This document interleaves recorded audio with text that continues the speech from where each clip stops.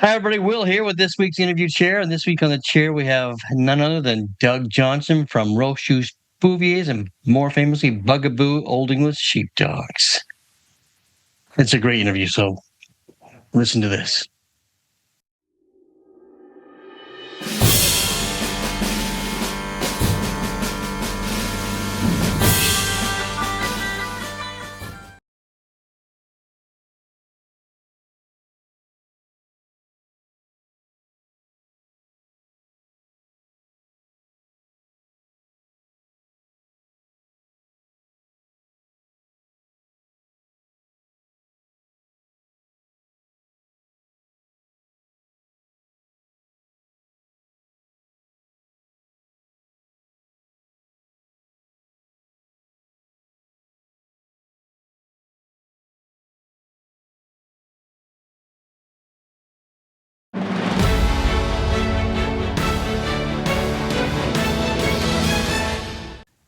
Hi, everybody. Will here with this week's interview chair. And this week on the chair is a dear friend, Doug Johnson, Roast Shoes Bouviers, Bugaboo Old English Sheepdogs. But I met Doug when Doug was a handler. How are you, Doug? It's good to see I'm you. doing absolutely wonderful, Will. It's good to see you. It's always good to see good old faces. Old faces. Oh, gosh. I used to be the young one. I'm good old faces. Oh, well. I know the feeling. I know the feeling. Yeah. So, how's the weather there? We actually have some nice weather today. It's supposed to be up to about 45, 46 degrees. We had That's not bad. snow and we had real cold spells. This last week was about -8, and we've been having a pretty good spell of cold all the way through for the last 2.5 weeks. I'm tired of it. I'm ready for some nice weather. Yeah. And you guys are just in Portland? We went up to Portland. I went up there with Colton and Cammie, our little granddaughter. It was very successful. We ended up winning 4 groups. We stole 2 best in shows. Oh, wow. Good for you. We went ahead and we won two specialties, and we went ahead and we won a region or independent specialty. Plus, we went ahead and competed for the best of the best in specialties, and got a Group 2 out of that. And they had a guest judge who was Andre Glassford. She was up there. Oh, Andrea. Wow. Yeah. He went ahead. She should be judging, so. Yeah, which is good to see her. Brian and Martin went ahead and brought her in, and we were trying to guess who the judge was going to be. He wouldn't tell us all the way through. He just kept kind of like taking $5 bets and seeing who could guess who the judge was. Of course, nobody did, but he knew, me and Brian. But we had a good time. It was a great trip. It's great. I didn't know she was out there. That's great. Yeah, well, they brought her in. Yeah, I didn't know I didn't know she was like. I every once in a while we mention stuff on Facebook, Andrea and I, but I haven't seen her in ages. So she looks wonderful, great. So good to see her. And of course, she always makes you think of Tommy. No question. All the fun times you had whenever he was showing with us in the EKC rep. Yep. I always thought when he and Fisher were together, I always called him Starsky and Hutch. Then that would probably be a good description with them. Anyway, let's get on with this. Tell me how you got started in our sport, Doug. Well, it all started as far as with my wife. To be honest with you, Michael Ann and I, we both grew up as far as involved in dogs. Neither one of us really had purebred dogs. We always went ahead and had muskies and so forth there as growing up. We were married when we were 19 years old, Will. We were high school sweethearts. We met whenever we were a junior. We kind of knew each other before then. She was a little goody Miss Good Twos, and I was kind of the bad boy. So she kind of stayed away from me for a little bit. And then in our junior years, she thought maybe I wasn't so bad, and she allowed me to go ahead and take her out on a date. And the rest is history. So we got married when we were 19. One of the dogs that she absolutely loved was an Old English Sheepdog. And that was her dream dog, from back to My Three Sons, Don't Eat the Daisies, all those old programs. Yep. She went ahead and she said, I want an Old English Sheepdog. So when we got married, we were married for about 6 months, and then she got pregnant. And as we went ahead and went on being involved as far as in our relationship, we lived in an apartment that didn't allow goldfish, let alone dogs. and so forth there. But we thought we'd look for a place to rent, maybe a house that had a backyard, and get a dog. And so one day, you have to remember, this was the time I was going to college, trying to go ahead and thought I'd want to be a teacher. I wanted to be an art teacher and do a wrestling and football coaching. And she was working for Mountain Bell in the engineering department. So we went ahead and was looking for a place to stay, a house. And at that time, she went ahead and she found some homes to go look at.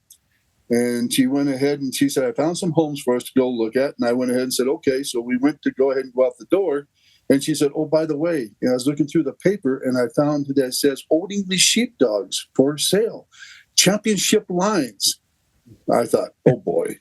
And so as I was walking out through the door, she goes ahead and she says, well, can we go look at the dogs? And I said, sure, we'll go look at the dogs. Being the husband that you want to go ahead and satisfy your wife in a whole bit, I said, we can go look.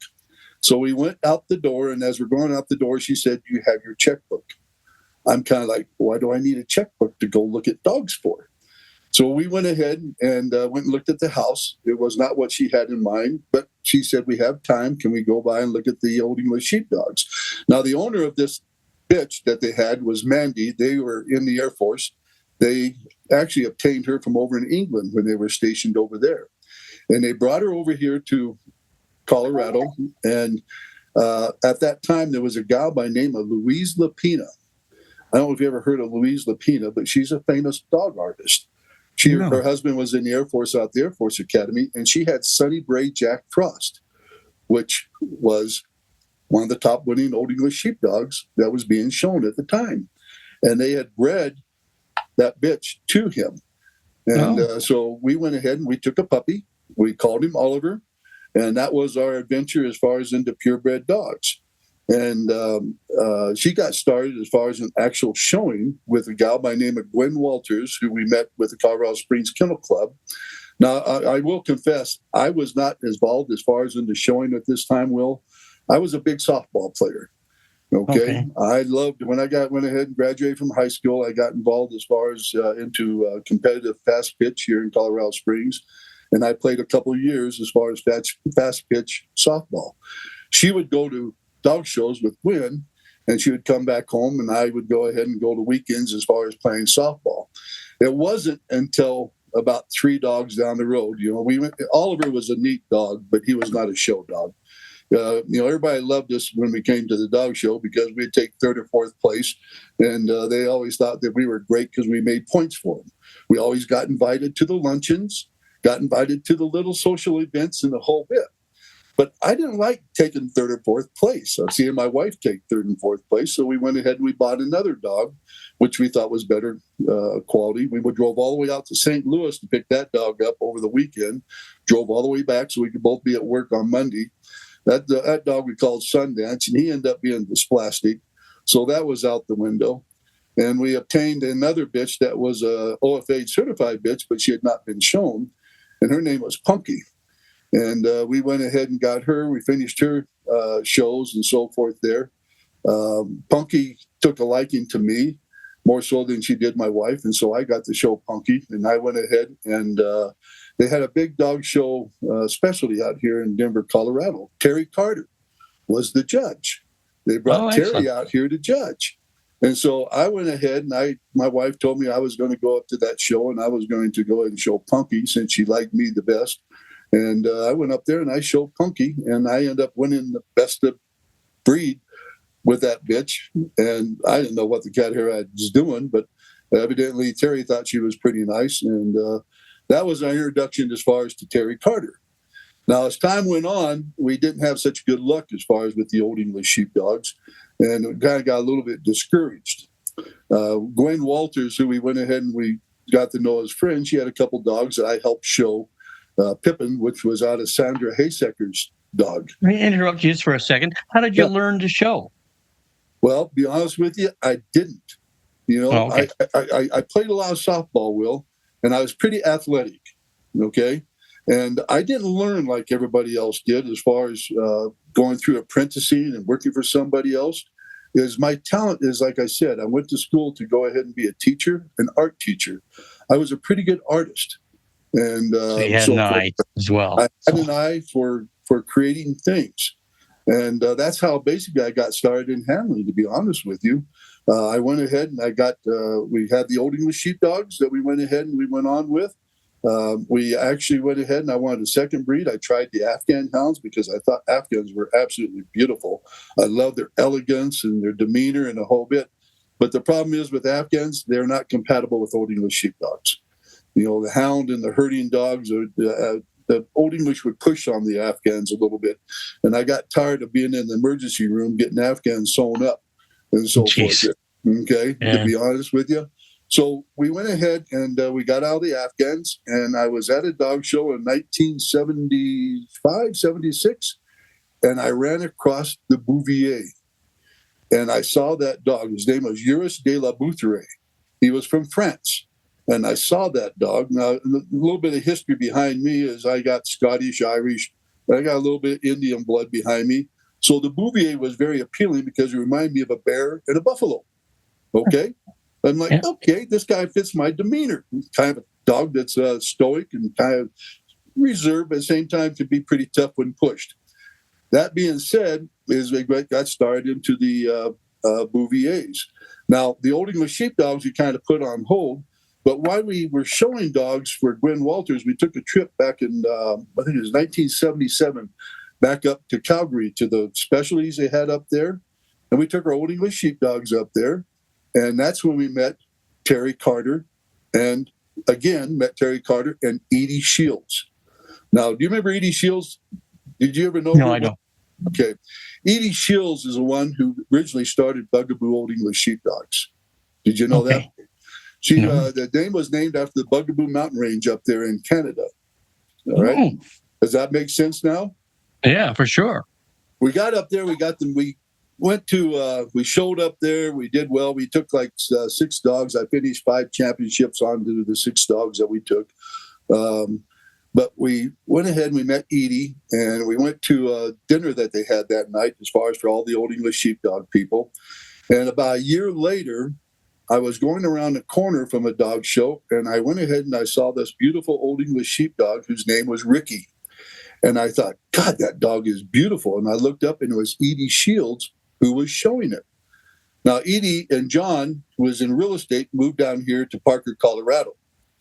Edie, being the person that we met, I went up and talked to her, introduced ourselves, and Edie kind of took us underneath her wing. She was our mentor.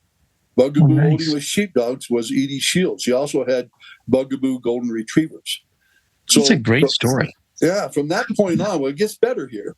From that point on, we became involved as far as with Edie through Old English Sheepdogs because she was our mentor. Now, we went ahead, and since I had a little bit of talent as far as showing dogs, Edie asked me if I'd be willing to go ahead and help her show Old English Sheepdogs, which I jumped right onto it and said we would. She kind of took us underneath her wing. We were kind of young kids at the time. I think we were probably like around 25, 26 years old and so forth. We were young kids. And Edie went ahead and she took us underneath her wing and started mentoring us with Old English Sheepdogs. Now, as time went on with Edie, Will, is that she developed Parkinson's disease. Okay. And we went ahead and it was a sad situation for us. She was a great gal. But as time went on, she had to go back to Canada because of the Canadian healthcare and stuff like this. And so she called us up one night. And she said, I want you kids to come up to dinner.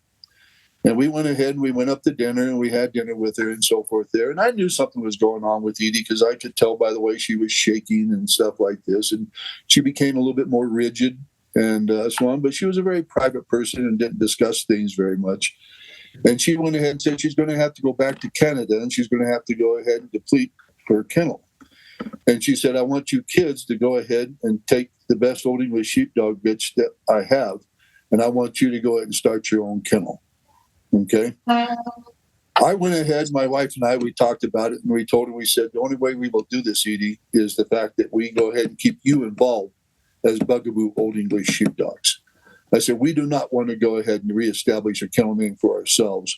We want to be part of Bugaboo, and we want you to be part of us. And so we went ahead and we selected a bitch that was Bugaboo's just for me. We call her Tango.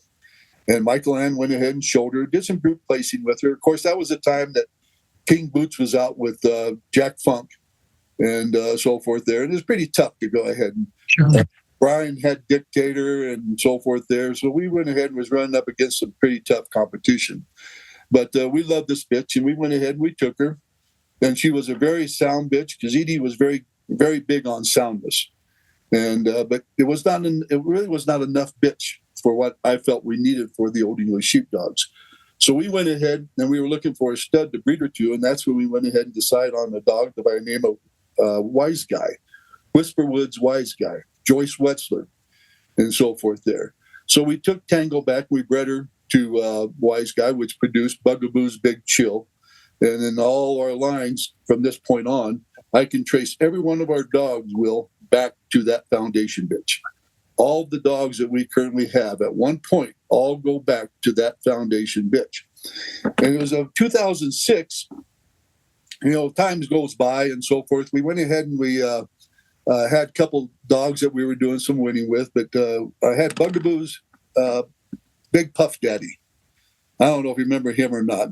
I went ahead and I won the national with him. I won the regional with him. I won the national with him under Shane Armstrong from Australia. And I won the regional under Pat Trotter and so forth there, which was a nice win because I've always respected that woman as far as a dog person. But at that time, we had another young dog coming up who we called Smokin'. That was Bugaboo's Big Resolution. Now, my son, Colton, went ahead and kind of got involved as far as into a little bit of this showing.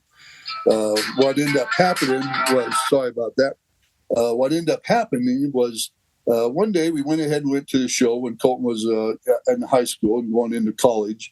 And I went ahead and I was showing dogs, and I went ahead and it was one of those shows where you win money at. And Colton was with us, and I had won some money as far as going Group 1 on several of the dogs and Best in Show. And I said, we got enough money to go take everybody to dinner. And we went to do Best in Show dinner, and Colton went ahead and he said, "You won money?" And I said, "Yeah." And he said, "I didn't know you won money." And I said, "Well, Colton," I said, "what do you think we do with this thing?" And all of a sudden, Colton's eyes opened up that not only do you win money, but you also get paid for handling dogs. At that time, I was handling between 12 to 16 dogs at a show, which isn't that many as far as today with some handlers. But for me, that was a good string to go ahead and show. That's enough. It's enough. And stuff. So Colton went ahead and he decided maybe that's something he would like to go ahead and try doing. And so we went ahead and I got him started working underneath me to get him started as far as into his show career. And look where they're at today. Yeah. And so forth. But anyway, to make a long story short is Puff Daddy went ahead and won the national. Smokin' was coming along. Colton went ahead and he decided he wanted to show Smokin' instead of Puff Daddy. Dabber Jabber from over in Hungary went ahead and asked me what I'm doing with Puff Daddy. I told him I don't know, probably take him home, cut him down, use him for breeding. He said, "Would you consider sending him over to Europe to show?" And I said, "Well, let me think about it." So I went ahead and I thought about it. We were going to the garden. I said, "Yeah, I'll do that, Dabber." I said, "We're going to the garden. I'll take him there, give him a couple days rest, and we'll send him on off to you over there in Austria." So Dabber picks up the dog, and he goes in and shows him over there for a little over a year. Breeds him about 10 times and produces some nice puppies. But the one thing that really is entertaining is he won that damn horse. Did you ever hear about that? Oh, yeah, I remember hearing that, yeah. That Lipizzarder Stallion. He went ahead and he won a Lipizzarder Stallion. And Dabber calls me up and he says, "Hey, Doug, I got some good news and I got some bad news." And, of course, this is in May, and I'm kind of like, "What are you talking about, good news, bad news?" I said, "What's the good news?" He said, "Well, the good news, you just won this big Best in Show over here in Salgalby and so forth there." And I said, "What's the bad news?" And he said, "The bad news is you won a horse." I said, "I won a horse?" And he goes, "Yeah." And I said, "Well, what kind of horse?" Well, Dabber, he didn't really know. He said, "I'll have to check with you and get back with you." So he calls me back up and he says, "A Lipizzarder." And I said, "Okay, what is it? A stallion? Mare? Filly? What is it?" He says, "It's a stallion." Of course, my wife hears me on the telephone about this horse that we won, and she says, "I want the horse." Now, Dabber tells me, he said, "I can sell it here and send you the money or whatever," and so forth there. I said, no, Devin, my wife wants the horse. He says, you want it? I'm like, yeah. That free horse cost me $15,000 to get it over here. So Colton went on to show Smokin', and everybody knows Smokin' ended up winning the group at the Eukanuba, and also as far as at the Garden, and ended up being the number one herding dog. We went ahead and competed against Jimmy Moses, which we absolutely love. Jimmy was a great competitor for us. He made us push hard, but at the same time, he was very fair with us, and couldn't say enough things good about that man. And, he's a great guy, Jimmy. Learned a lot from Jim. We do. But anyway, that's kind of like in a nutshell. We got the Bouviers. I got started with Bouviers. That was my introduction as far as into Gary McDonald. Gary, you and I both know Gary. Yvonne Savard. Yvonne and I used to do breedings together as far as with dogs. I'd go up to her place, bring some dogs back home, finish them for her. I sent Uno up to her whenever. Yeah, I remember Uno. Yep. That was Susan. I thought he was a fabulous dog, Uno. So Uno won the national specialty, and he was not a big dog, but that dog had a heart like a lion. He was I can still see him on the go. How powerful he was! Oh, he would. He just put his old head down and he just went and so forth there. But it was an opportunity for us to go ahead and sit him up there, and also be used for Yvonne. Gave me an opportunity to go ahead and bring some dogs down here for her, Mr. Steele. And, Mr. Steele. I think I showed Mr. Steele as a youngster. I think you did. Yes, you did. Yeah. Well, then also that was my introduction to Dougie. Was coming up there. Dougie Belter? Still. Yeah. Dougie, I tell you what, I used to love him. He was such a competitor. Let's put it that way. He was very competitive. Yeah. Not as much as Gary McDonald. Gary was the top. So I have a good story about Gary when you were showing Bandit. I'm sitting over there watching him as he is grooming on Bandit. He's got that final grand finale, Aquanet, whatever it was, and he's spraying that coat like crazy. And he's got this cigarette out of his mouth as he's spraying that coat with hairspray. And I'm thinking, God, Gary, I hope that you don't drop an ash that lights that dog up, and so forth there. But you know what? That guy, he was a good dog man. Yes, he was. I worked for Gary for a few years, and I had known him my whole life. And he was. As long as you got through some of the rough edges, he was a great guy. He was a great guy. Yeah. So we were up there in Calgary at some other shows, and I was showing some Bouviers. I took a bunch of Bouviers up there. And we went ahead and we went winter's dog. And Gary was sitting there on the lawn because everything was pretty casual up there. I have a cute story to tell you about those shows up there in Calgary after this. But Gary went ahead and he said, "You got a bitch?" And I said, "Yeah." He said, "Let me show her." And I think it's Bob Moore who was the judge and stuff. And I said, "Why?" And he said, "Bob's not going to give you both sides." He said, "Let me show the bitch." So I said, "All right, you take the bitch in." And he took the bitch in and he won, and so forth there. But my cute story is the first trip we ever made up there to Calgary. Down here in USA, we're very formal. You always have to wear a sports coat and have a sports tie, tie on, and the shirt and slacks and the whole bit. Well, we took off up there for those shows, I think in 1977, when we went up there to Calgary for the specialties. And I forgot my suit coats.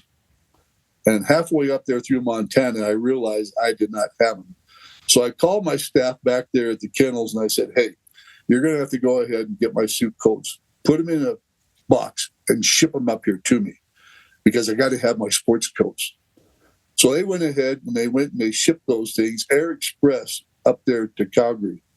I get up there at those shows and I'm looking around and everybody is relaxed and so forth there. They have on their polo shirts or even, Gary Carter had to show the Old English Sheepdogs, and he's running around the ring in his shorts and so forth there. And I'm thinking, how much did I just pay to have my sports coat shipped all the way up here just to go ahead and have a relaxed atmosphere? But it was so much fun. I mean, the Canadians I love. Tents all over the place. Everybody was so kind to us. They went ahead and invited us over for dinner, have a drink. I don't drink, but they're always like, have a beer, have a beer, have a beer. Fantastic people. You guys, I love you. I love you. We love you too, Doug. The first time I met you, though, I wasn't watching movies or sheepdogs. First time I met you, you were showing the English setter dog, Lorion's Fire Brigade, and That's I was right. taken by him. I really liked that dog. I He was was a a neat young dog. handler, and he was a handsome dog to watch. Yep. Well, I'll tell you a story about him, Will. I was basically showing Bouvier's and Old English sheepdogs. I had the opportunity to show a Portuguese water dog, Lancer, which had several best in shows on him. But I was just kind of getting started as far as in showing dogs and helping people out. And Bob Willis, who owned Lorion's Fire Brigade, which we call Coley, he was out with Bruce Schultz being shown out there in California. And Bob decided to move back to Colorado. Now, the interesting story behind this whole thing is in high school, I wrestled Bob Willis's son, Steve Willis. So we kind of knew each other through the wrestling event. It wasn't until later on when Bob got involved as far as in the English setters and started coming to my handling classes that I got to actually formally meet him. But he asked me, he said, Doug, he said, I'd like to have you show Coley.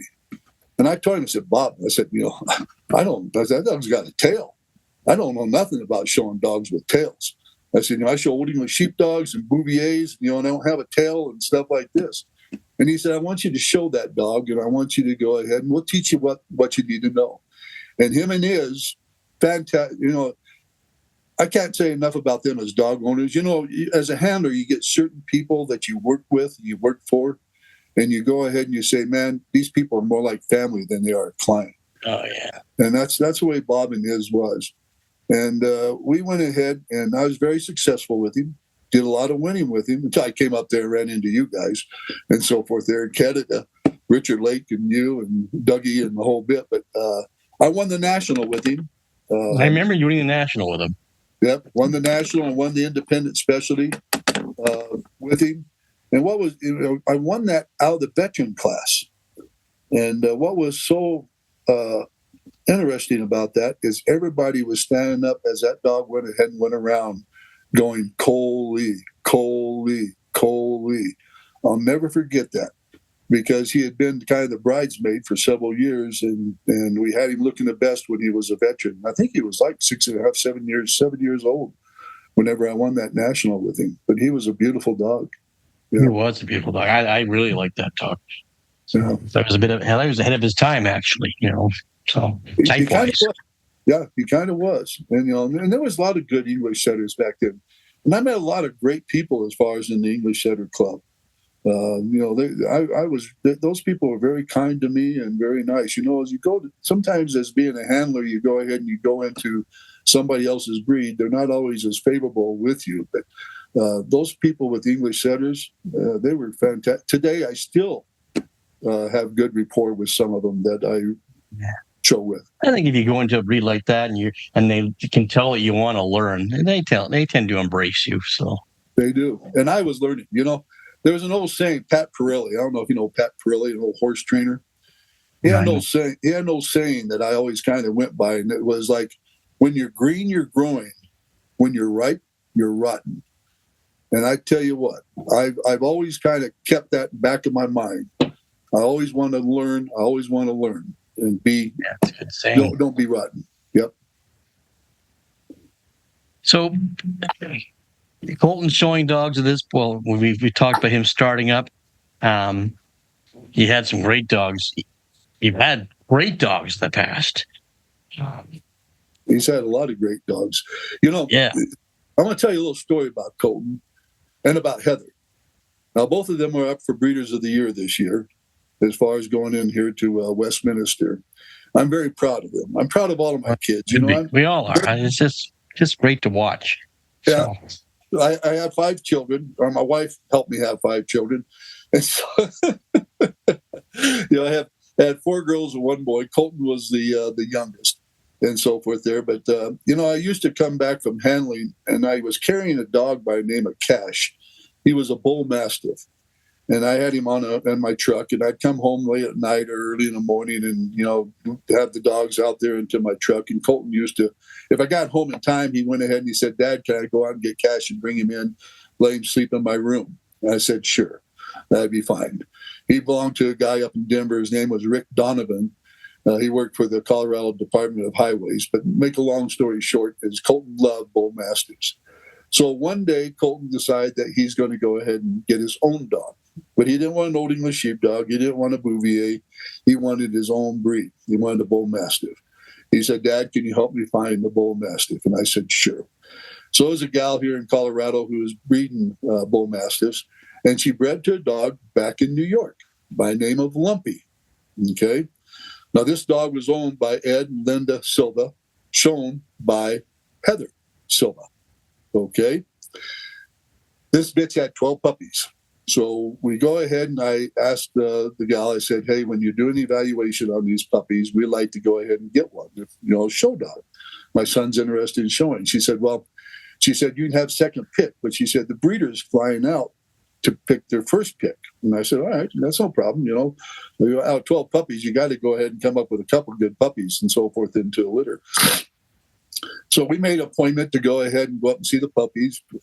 Michael and I drove Colton up there to go ahead and see him in the evaluation, and then flew the breeder along with this young gal by the name of Heather Silva.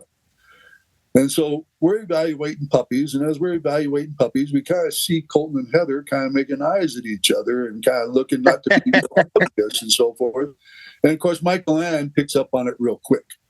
She goes ahead and she's like, do you see something going on here? And I said, I don't know. I'm looking at puppies here. I'm trying to help evaluate puppies. Well, what ended up happening is that they selected their puppy. We selected our puppy, and there was a third puppy in there that was very nice also. And Heather said, would you mind talking to my father and telling him what you like and what you don't like about that third puppy, which was Ed Silva? And I said, sure. So I went ahead and I talked to Ed, told him what I liked. I said, Ed, I said, this dog doesn't have quite the body and bone as what these other two, but I said, he is a show dog. He was green color is what he was, green color. And Ed decided to take him back with him, which he went ahead and he won some regional specialties with and stuff. But in the meantime, Colton and Heather have now established a relationship. She was involved in a relationship already when she was back in New York. And somewhere along the line, that relationship dissolved, and they became friends as far as talking with each other and corresponding and stuff. And one day, Colton comes to me and he said, hey, Dad, he said, if Heather comes out here and works during the summer, can you find a job for her at the kennels? I said, sure, we'd be glad to. We'll put her in the office. So Heather came out and she worked with us for the summer while she was going to school and so forth. And the relationship kind of flourished from that. And then one thing went to the other thing and to the other thing. And next thing we have a marriage in Westbury, Long Island, New York. And that was the introduction as far as to my son and my lovely daughter-in-law, who is now Heather Johnson. And they went ahead and they started handling dogs. Now, Colton was handling dogs a little bit before that. He was trying to establish himself as a handler because I made a decision, as a handler, Will, I'm a family man. All right. I have 5 children. My family means most to me than anything. And I was on the road during the times that my kids, my daughters, were growing up in high school, that were going to dances. They were cheerleaders and stuff, and they were going to dances with these guys. And I'm taking off on Thursday and coming home Sunday night, and I'm missing who they're dating, except for whenever I meet them during the week and so forth there. And I felt I was missing part that I should be sticking around with. And I had a real hard time trying to give up handling, because every time those premium lists came across, you look at those things, they're kind of like a drug. They're kind of addicting. There's no question. You'd open that up and you go, oh, it's so-and-so doing the group, doing the best in show. This looks pretty good. I need to go to those shows. And I was at a dog show, and my wife and I were talking about it. We had the one kennel, and we had the opportunity to buy another kennel. And we went ahead and we bought that. And my wife said, why don't you give up handling? And I said, yeah, I need to think about that. And what's ironic about it is during those dog show period of time, there was a gal by the name of Linda Jordan. You remember Linda Jordan that had Loyal Blue, Old English sheepdogs? Sure, sounds familiar. Hugh Jordan was her husband. They ran Rio Hondo Kennel Club in California. Linda ran Handicap Dan for years whenever the herding and working group were together, and she was the top working dog. And she was tough to beat. I used to, whenever I first got started in Old English sheepdogs, I had a show against her, and she was not only a talented person, but a very wise woman. And she was out here at a dog show. She brought one of her dogs out here, and we were showing against each other. And she set up with us, and I was talking to her. My wife was talking to her, saying Doug's having a hard time, as far as giving up handling and stuff like this. And you know what Linda told me? She said, Doug, you can always buy another good dog. You can always breed another good dog. But she said, you got one shot at your family. And that was it for me. That was enough to convince me that I need to go ahead and concentrate more on my family. And I went ahead and I gave up handling. I did local shows, but I quit traveling, and I went ahead and I stayed home and worked at the 2 kennels that we had. What's funny about this whole thing is, I used to go to the dog shows and I'd listen to all the other handlers. I was back with Kenny Rensick and, Connie and Buddy and all those guys that I always beat up and down. Bobby Peebles, Carl Saunders, all those good old names and stuff. I'd go to the dog shows and everybody was talking about, boy, I sure wish I had a kennel that I could rely upon instead of doing dog shows. And I'm thinking, I'm coming to dog shows to get away from the kennels and so forth there, okay? So it's kind of a catch-22. You want to be here, you want to do this. But I went ahead and, you asked me about handling and stuff, Will, is the way I learned to handle is I watched a lot of those old-time handlers. I remember as far as like we had Bichons when we were early in our age when it first came popular, and my wife made me go watch Joe Waterman. She said, for sure. go over there and stand over there and watch Joe Waterman, how he grooms. So I'm kind of hiding behind the tents watching Joe Waterman, how he grooms Bichons. Okay. And then I went ahead and I, with Old English sheepdogs, Woody Nelson. Woody Nelson's at dog shows. I'm kind of standing over there watching how Woody goes ahead and grooms Old English sheepdogs, because visually, being an artist, if I could see what they were doing, I could create that picture I wanted to go ahead and have. And so forth. But I learned a lot by watching people. Carl Saunders, I think, was probably the one that I admire the most, because that man's hands were so smooth and elegant when he was showing the Afghans, Aries, and so forth there, as far as watching those guys show. So there's a lot of great handlers in the past that I went ahead and I completely admire to help me into what I have developed into today. Even yourself, Will, whether you know it or not, when I'd come up there when I first met you, when you were showing the Irish setters and so forth there. And I think you had a Bouvier that you were showing for, was it Jean? Is that what? Jane Gang. Jane, yes, yeah. Jane. Yeah. Yes. And we came up there and stuff, I've watched you guys who are successful, because that's the only way I become successful is through you. That's amazing. We all have those mentors that we have that the mentor doesn't know that they're our mentor. No. So, and you don't really know how important you are. I was about there in Portland this last weekend. I had a gentleman come up to me and he said, Doug, he said, I just wanted to thank you. And I said, for what? He said, whenever I first started, as far as in dogs, he had a wire-haired dachshund. He said, I was down there in the Mexico shows in Albuquerque. And he said, you were the one that was the most nicest man to me, and so forth there. And I had no idea that I even had that type of impact onto him. He went ahead and he said, I can't thank you enough. And now he's going into judging and so forth there. But it's nice to hear those stories, because it is. But even as a youngster, when I first met you, you were so approachable. You were never like you did really well at everything you did, but you were such an approachable guy that it was easy to get to know you. So, well, I try to be honest with you. I try to help people. I was fortunate enough to go ahead and judge this year at our national specialty with our Bouviers and so forth there, and it was quite an honor to go ahead and do that. And afterwards, I had some people that I saw that needed some help. And I went ahead and I said, hey, do you mind if I kind of make some suggestions for you? And made some suggestions on the grooming. And now this guy's one of the top owner handlers going out there with his Bouvier and stuff. And so, you changed Bouvier grooming for me. Like I remember when I Gary did great, for his time and whatnot. And we had Elaine Piquette here. And But then I saw your dogs and thought, wow, I want to be able to trim like that. So, I Well, don't think I ever got that good, but I tried. you So did. You did. Well, you did good with both the Bouviers and the Old English Sheepdogs. The last time I saw you showing an Old English Sheepdog, you'd master that pretty well. I was impressed. I love the sheepdogs. I really did love showing the sheepdogs. So Yeah. Well, you sat there and talked about Louise and Elaine and so forth. There, those are some of my dearest friends from up there in Canada. Very, very competitive gals, and I remember them from years back. Understatement, competitive. So Elaine, man. Oh boy, and here's the deal. Every one of those damn dogs, it's like she bottle feeds them and so forth there because they are just like right focused on her all the time. They sure are. Yeah. But great gals and so on. I've been very fortunate to go ahead and have a lot of good people as far as into my breeds that have been successful, that we've done interchange breedings with. Some of Elaine's dogs go ahead and go back to my Casper dog and so forth there. And, it's just the network as far as working with great breeders has made us successful. I always tell people as far as like they go ahead and they say, how come Bugaboo is this and Bugaboo is that? Bugaboo would not be Bugaboo without those people who went ahead and came before me. Right.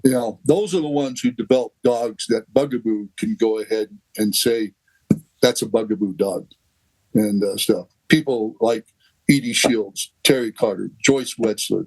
I can name list, the list goes on and on and on. And these are people who have been successful in their own way with what they have. So, yeah. You've done all this, and your family has done everything as well. What's next? Do you have anything else left? Well, I'm proud of what my kids are doing, and my grandkids. I'm fortunate to have a 3-generation. Recently, I'm an AKC delegate as far as for our kennel club. I'm involved as far as in our parent club, as far as with the AKC delegates. I'm involved as far as in the juniors program. I'm very active as far as in the juniors program. I believe that the juniors are our future. If we do not go ahead and help promote these kids, support these kids, educate these kids, help these kids, we don't have a future. It's like I stand up as far as in my meetings, Will, and I go ahead and I tell the membership is that these children are our future. They are the future judge. They're the future breeder. They're the future handler. They even may be the future board member as far as for AKC. And I see how successful they are. I mean, you've watched them. You've had someone work for you. Those kids are tough. They're very, very good. If I could just get more people involved as far as in supporting these juniors. Here in Colorado, we go ahead and we compete. We have what we call the best of the best.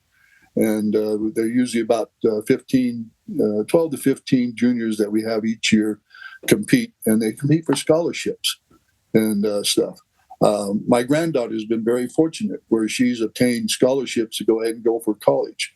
Not to mention, academically she's pretty smart, which she did not get from me. Yeah, I think you had something to do with it, Doug. yeah. Thank goodness they have mothers. But she's able to go ahead and get a academic scholarship. I'm very supportive as far as with my grandkids in all different aspects. I've got grandkids that are involved as far as in barrel racing, roping. So I kind of got my kids involved in dogs. I got my grandkids involved as far as into rodeo stuff and all. So we have quite a diversity and stuff. And my whole thing is supporting my family and my grandkids. That's what I want to do. Judging makes it real tough. I thought about judging at one time, Will, but as far as with the traveling, with some of the issues my wife has, it makes it kind of tough. And so I have decided that I'm a breeder, and that's where my expertise is, and that's where I will go ahead and I will stay. And you get to judge the odd national, especially as that breeder. So, well, I did it once. I'd like to do it one time as far as for my Old English sheepdog, but I can't do it as long as my son keeps producing these nice Old English sheepdogs. Getting in the way. He's like, you're not judging this year. I got this dog. I think it's absolutely beautiful, Dad. I want to go ahead and I want to show him. And we do. Graham is, we talk about breeding. Most of our breeding is done as far as through line breeding. We go ahead and we outcross whenever we need to bring something in. But even whenever you do outcrossing, you still go ahead and you run into issues and problems. So you got to be selective and what I say, pick your poison as to what you want to bring in and what you don't. But we've been very successful, as far as with some of our dogs. Our bitches are nice bitches too, but I always believe the bitches belong into the whelping box. The dogs, we breed and we hold on to them. If they turn out, that's great. If they don't, then we go ahead and we find homes for them and somebody else to love them.